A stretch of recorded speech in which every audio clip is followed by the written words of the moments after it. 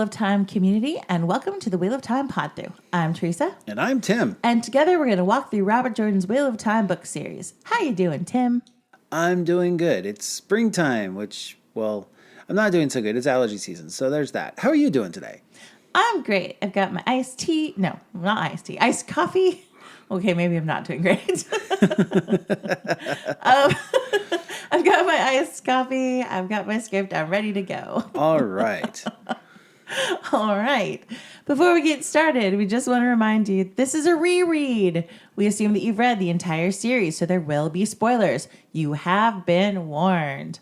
All right, Tim, what are we going to be doing in today's episode? Today we're going to be discussing chapters 14 and 15 of The Great Hunt, where Perrin finally talks to the wolves, Varen makes a surprise appearance, and Beelzebub screws with Rand. Chapter 14 is called Wolf Brother, and the icon is the wolf. Appropriate. Here's a quick summary to act as a reminder for those of you who are not reading along with us. Ingtar is beside himself with frustration and confusion over how two men and an ogier, with their horses to boot, could have just vanished without a trace. Matt suggests that maybe they ran away, and Perrin is worried that he's about to spill the magical beans about Rand. But Matt finally gains some control over his tongue and backs out of it.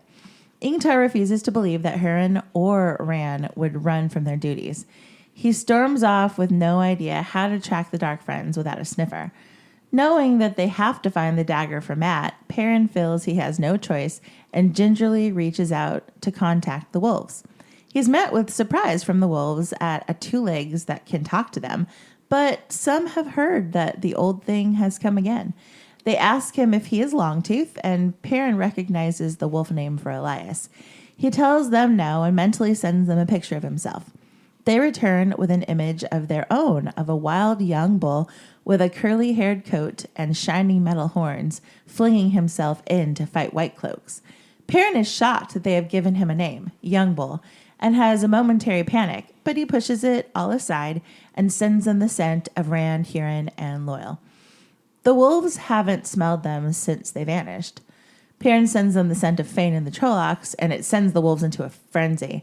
Their fury infects Perrin, and they encourage Perrin to join them in the hunt to kill the Twisted Ones with them. He has a hard time breaking contact with the wolves, but he manages to go find Ingtar and tell him that the Dark Friends are still moving south. Ingtar questions his sources, and Perrin tells him about the wolves. Ingtar has heard of Elias back in the day and is happy with any solution that will get him the horn, but he cautions Perrin to tell the others that he's a sniffer, like Hurin, so they don't get the wrong idea. Despite Matt's disparaging remarks that the notion of Perrin is a sniffer, the Shenarians follow his lead and find tracks to prove that they are on the right trail. Eventually, the wolves come upon a gruesome pile of ravaged bodies Fane commanded the Trollocs to leave for them to find.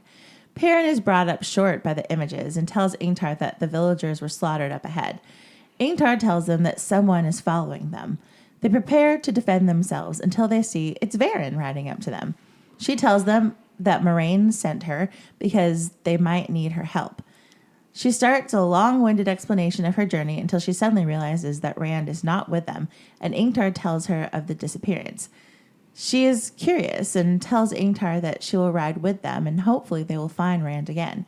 She rides closely to Ingtar and demands that he tell her everything Rand said and did. Matt mutters to Perrin that she's after Rand, not the horn, and Perrin thinks to himself that wherever Rand is, it's safer than here. So Ingtar is starting to lose his cool. Yeah. Not only was the horn taken, and now he won't be able to secure it for his homeland, but he also lost one of the three people he's been instructed to find from the Dark Friend Social. He had Rand with him, and now he's gone. Yeah. I can only imagine what kind of punishment Beelzebub will dish out when he finds out. Oh, and he lost Lord Algamar's sniffer too, so his day's off to a bad start.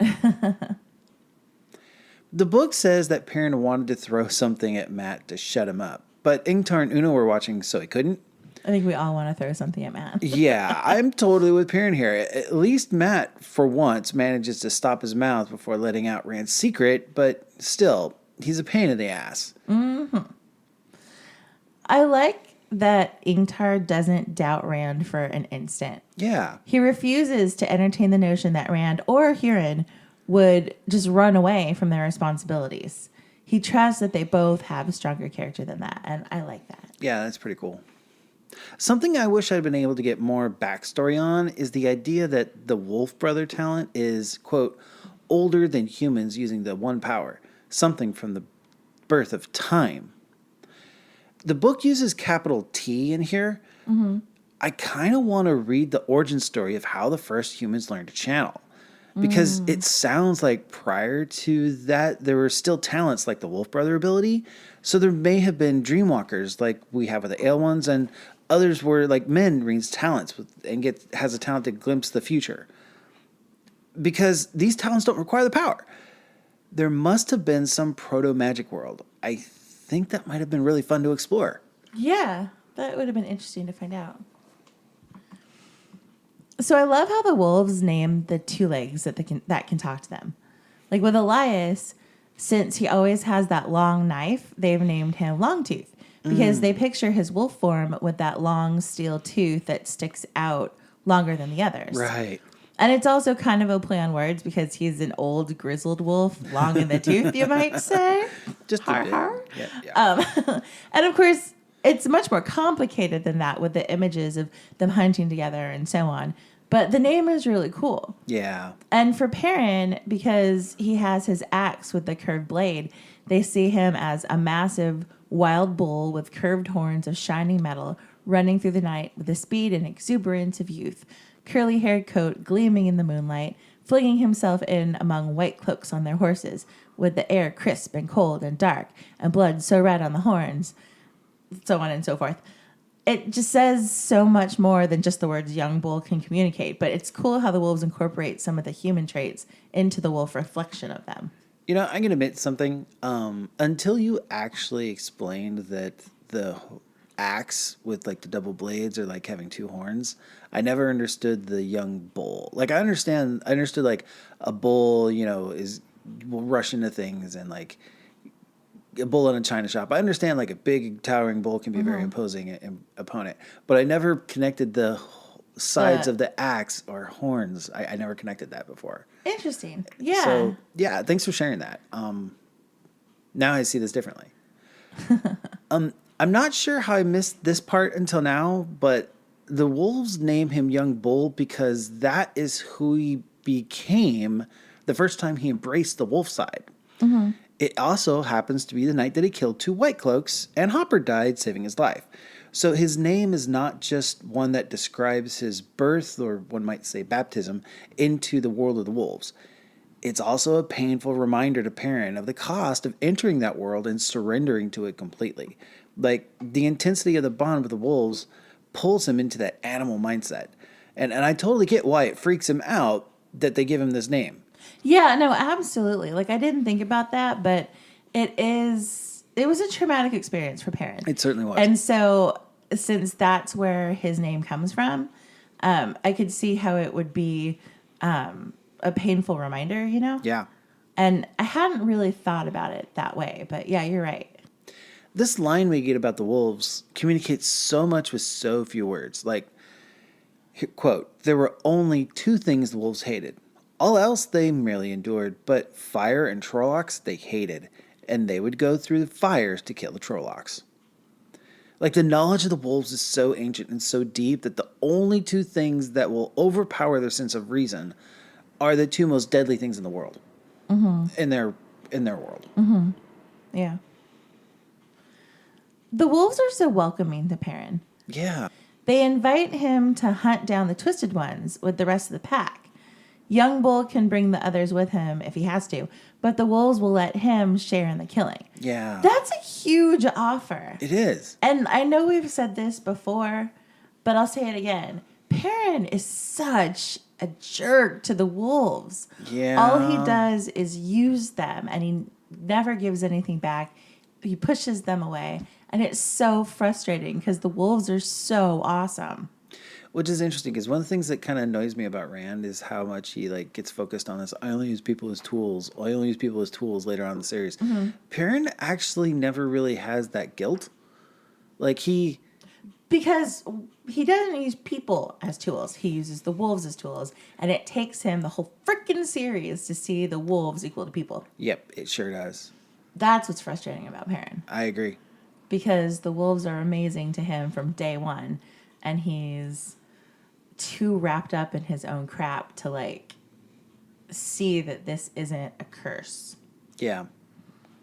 Even when he's using the power and the wolves are helping him and he gets ahead because of the power, he still sees it as a curse. He's still trying to keep himself separate from that animal world. He's trying to hang on to his humanness, I guess you'd say. Yeah.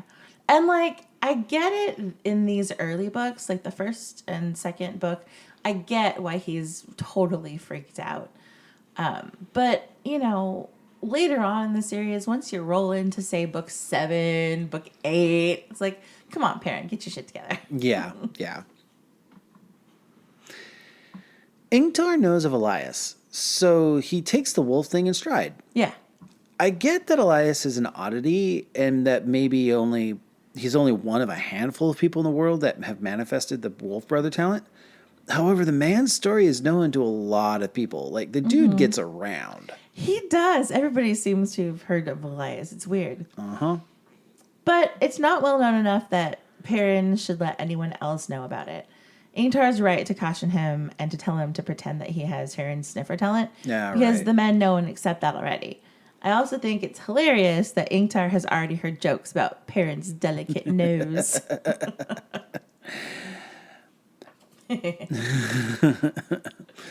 Matt's comment, "Am I the only sane one left from Edmondsfield?" It's great coming from the guy under the thrall of the crazy making dagger. Right? Yeah. Yeah, absolutely. So I love how unassuming Varen is always described as. The book calls her, quote, a plump, graying woman with her cloak tied behind a saddle who blinked at them all vaguely. And she's always babbling about her observations and musings. It's so easy to overlook or underestimate Varen. A deadly mistake in many cases, I'm sure. Her absent manner vanishes like smoke when she realizes Rand is gone. Immediately. Yeah, because of course it's all a put on. But she's so good at being non-threatening so that people almost forget she's even in the room, you know? And it allows her to learn so much. And she tells a lie here because Maureen did not send her. Now, I can remember back when I first read the series, like Winterheart had just been published. So I had no idea how her story would play out. Like each new book I read was like, is she black or isn't she? Like I could not figure it out. Yeah. Until I finally gave up and just assumed that someone so awesome had to be on the side of the light. Turns out I was right about that, but finding out that she joined the Black Sisters in order to take them down by learning everything that she could about the Black Aja was the best plot twist in the whole series. Certainly in the top 3. Like, I love her story. I love it so much. Yeah. She's so good. Yeah. But yeah, I was right with you. Like, so much of what she does, you kind of give side eye and like, okay, wait, is she evil? Is she not evil? She's so cool, but is she black? Like, I just don't know. Yeah. Black and tan. Yeah, absolutely. Totally brown, totally black. I love it. Yes, black and tan. I love that character so much. Varen, Jordan was brilliant when he made Varen. Varen wants to grill Ingtar on what he knows, which makes sense. Here's my question. Does Varen know that Ingtar is a dark friend? Like, does she recognize him from the Dark Friend Social? We know that he was there. We don't know if she was there. And, I mean, I know it's always safer to assume that Varen knows all things. But seriously, though, how much do we think that she knows here? I'm 90% sure she knows that Ingtar is a dark friend. Okay. We got a description of a Shenarian in a helmet from the Dark Friends Social was like the vague description we got from the man who called himself Vors. Right. And we know that Ingtar was there because we see him coming back from the Dark Friends Social when Lan spots him from the tower top. Right. Which means, and Varen was traveling with the Emerlin's like party. Right. So it's very possible that she could have seen him too. Right. We don't know if she was there. We know that there were at least 2 Aes Sedai there, but we don't know who they were. I think at the time, we figured that one of them was probably Landrin because of her role in this book. Right. And the other one could have been Alviren or Varen or insert other black sister. Because there's a lot of them. My goodness, like half the tower is Black Aja at this point. Well, not half the really, red, but pretty darn close. But yeah. I think at least 25 or 30% of the tower overall ended up being evil. Yeah, and we'll talk more about that later, but we sure will. Yeah. So we don't know if she was there or not. So we don't know if she knows. I'm going to just put it out there and say I think she was there. You think she was there? I like that part of if that's part of the narrative, I like it. So I'm going to choose to believe it. Because that's the kind of guy I am. But yeah, like I seriously think that she knows that Ingtar knows. If she wasn't at the Dark Friend social, I think she's been around the Dark Aja enough to know who the Dark Friends are. Yeah. Someone knows that he's a Dark Friend there, and someone's gonna that Black's got their eyes and ears just like every other Aj. Mm-hmm. So yeah. Yeah, I think that she knows as well at this point. Like I'm pretty sure she knows. I don't know if she's letting him know that she's Black Aja. No, that's not her. That's not her MO. It's like what I'm trying to figure out about this conversation, is it two dark friends who are openly dark friending with each other, or is it like she's letting him know that she knows that he's a dark friend, but she's not letting him know that she's a dark friend? Like, you know what I mean? Like, I guess I'm just wondering what the dynamics of this conversation is. Yeah, pure speculation. Because Varen's an awesome character. We always want to know more about what's going on there. Yeah, because I mean, it's possible that she's not letting him know that she knows, and just sort of playing him. Like, she knows that he's a dark friend, but she's not putting the dark friend on the table. You know what I mean? Right. So it's all like she's pumping him for information and maybe intimidating him, but she's not openly naming him a dark friend because she's not revealing that she's Black Aja. Right. Because you wouldn't want to do that. Maybe. I mean, it depends on how the conversation goes. True. Because I'm trying to remember, if you fast forward several chapters to that party, the Dark Friend party, the ball that Rand has to go pretend to be a lord at. Yes. I can't remember if Varen is out as a Dark Friend at that party. I don't think she is.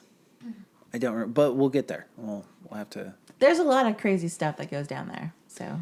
Yeah, there really is. This book has got a lot of stuff that happens. It does. Unlike the Eye of the World. I mean, this is all speculation, and ultimately it doesn't matter. I'm just No, it's a good question. That wraps up Chapter 14. But before we get to Chapter 15, here's a quick word from our sponsors. Today's episode of the Wheel of Time Pod-Thru is brought to you by Varen Sedai's Museum of Medical Oddities. Satisfy every quirky curiosity your mind can dream up with each new and unique specimen. Come see our newest acquisition, a freshly killed Myrtle, only 2 days dead and ready for inspection. Varen Sedai's Museum of Medical Oddities. What will she come across next? Chapter 15 is called Kinslayer, and the icon is the sword. Rand, Loyal, and Huron ride through the burned landscape of the portal world. Things in the distance seem to slip and slide and warp, making it hard to look ahead. The ground looks scorched by huge swaths of fire, and nothing grew in the burned areas to reclaim the land, even though the burned places felt like they were done long ago. The non-burned land did hold grass and trees, but they looked faded and washed out. There were no birds or animals as far as Rand could tell, no bees buzzing or fish in the streams. It was creepy. Loyal stops and dismounts next to a tree. He uses the tree song to grow himself a quarterstaff. Rand comments that he didn't think Ogier carried weapons, and Loyal says that usually they don't, but this place is messed up. Rand can tell that Loyal and Huron are both starting to crack, and he does the best he can to keep them together, putting on a show of confidence that they will find the horn and the dagger and go back as heroes. It's not much, but it's enough to get them moving again. Huron keeps shaking his head and frowning, and Rand asks him if he's lost the trail. Huron tells him that while he can still smell it, it's faint, like he's remembering the smell instead of smelling it properly. Rand tells him to just do his best, and they will keep following. Eventually, they make camp, and Rand takes the first watch. He holds the watch longer than he should, hours and hours into the night. He notices a swirling fog has risen, and suddenly hears the voice of Baalzamon. We get the same old shtick from Ishi/Baalzamon. I can always find you, you're mine, and can never hide from me, serve me or die, yada, yada, yada. He talks about the Black Aja and the last battle coming, all the while Rand is denying him and telling himself that this is all a dream. Yawn. He shows Rand his burned and scarred face and tells Rand that it's from using the power unchecked. He offers to teach Rand how to use Sidin without the vileness of the taint overtaking him, offering him great power and eternal life. Rand says that he walks in the light and Baalzamon can't touch him. And in response, Ishamon makes the sword in Rand's hand glow red hot and it burns into Rand's hand. He drops the sword and it catches the strange fog on fire, which then burns Rand to a crisp. Rand reaches out for Sidin and suddenly the fire and Ishamon are gone. Rand is fine, and just as he's thinking that he has imagined the whole thing, the pain in his hand stabs at him. He sees that the heron mark from his sword hilt has branded itself into the palm of his hand. Jordan uses a lot of images in this chapter that I just don't understand. Yeah. I don't get the lines etched in the ground or the lines Rand sees in the sky. They sound like some sort of aftermath of like a missile strike or planes flying in the sky. Mm-hmm. But this world appears to be long dead, and the stuff should have grown over and cleared away from the sky by now, at least. But do you have any idea what these things are? No. Like, especially the stuff in the sky that looks like contrails. Yeah. I have no idea. Like, if they were contrails, they should have blown away or something, dissipated over time. And I don't know what could have made them, so I have no idea. But as far as the ground, the burned patches of land are all straight as an arrow. Right. And Rand sees that they taper to points at the end. So I'm wondering, do you think they were made by balefire? Like, is that why the land can't be reclaimed by any new growth? Huh. That's interesting. That's the only thing I can think of that might do that. Because this land is dead because, like, the Trollocs won, and so there was more warring and fighting, and I would assume more people channeling at each other, and we'll see later when Rand starts using Balefire, he's able to take out, like, masses of Trollocs at a time with just, like, walls of fire. Yeah. So if people were doing that over and over again, like, en masse, then it would have to take a toll on the land. So maybe it's from Balefire. That's the only thing I can think of. Interesting. Okay. And I'm not sure how Balefire and the pattern works on alternate worlds and alternate ifs. So maybe there's a lot of questions here that I don't think we're ever going to have the answers to. Right. But it is a good question. Like, I don't know if the pattern is only the pattern for that particular world. Right. Or timeline. Like, if there's alternate worlds or alternate timelines, do they each have their own version of the pattern? Yeah, like if you get burned out of the pattern through use of Balefire in one, does it happen for all of them? Does it only happen in the one? I don't know. Are we thinking too hard about this? Probably. Oh, okay. Yeah. Sorry. That's my bad. Still fall into the hand-wavy nonsense folder of he just tried to make stuff sound cool without logicking it out. Okay. All Still in book 2. I don't know. Good point. So Rand hears the tree song again. Yeah. And so we talked at the end of The Eye of the World about how it has a profound effect on him. The book says that it caught him up hypnotically and filled his mind almost as much as the void did. And we figured that this was probably because LTT had the voice and joined in the Song of Growing. So there might be some bleed through so that the song resonates in Rand in a familiar way. That's interesting. Okay. Remember we talked about that? Yeah, we did. Yeah. I still hold by that theory. I think that's what makes the most sense. I definitely like it because it connects points very conveniently. That's what I'm here for, convenience. And Huron's reaction is hilarious. Quote, "Burn me," he breathed. He looked stunned. "Burn me? I've never heard anything like burn me." Did Matt just step back into the book? And I know, right? Yeah. So the book says, Rand took a deep breath. Always something new. Always something I didn't expect. And sometimes it isn't horrible. I think that's a really important thing to remember. Yeah. You know, like life throws a lot of curveballs, and sometimes it feels like life just keeps getting worse and worse. But it's important to keep in mind that while life may hand you all sorts of things that you didn't expect and don't know what to do with, they aren't always going to be horrible things. There are some good surprises thrown into the mix too. You just have to hold on to them. Yeah. Loyal singing the staff out of the tree is both beautiful and disturbing at the same time. Like what gets me every time I read this line, it says, "The land was glad for a weapon to be made."